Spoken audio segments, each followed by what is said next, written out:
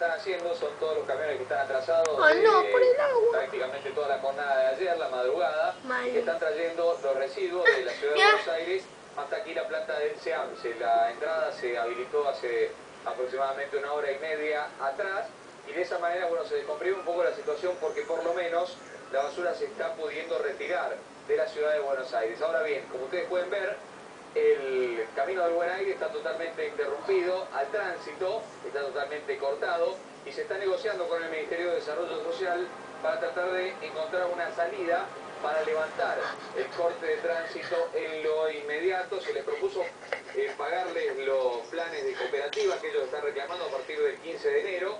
Ellos reclaman que sea antes del 31 de diciembre. Esa es la discusión por ahora, está trabajando para ver si se puede encontrar una solución lo más pronto posible. Mientras tanto, bueno, las quejas de los automovilistas son permanentes. Débora, vemos algunos de ellos la verdadera odisea que tenían que vivir hoy por la mañana.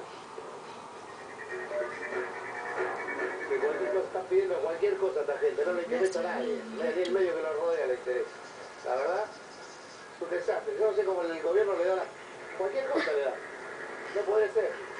No se puede pasar porque están estos piqueteros de mierda que están quise venir ayer, cortaron, hoy cortaron. Y tengo que ir a trabajar, tengo que meterme ahí en la cárcel de San Martín, de terminar la obra y no puedo entrar por estos tipos. No sé qué pasa acá, cortan el capital en todos lados, cortan las calles acá, cortan la autopista, querés meterte por otro lado, por más que tampoco puedes entrar, no puedes entrar por todos lados. Y hacen lo que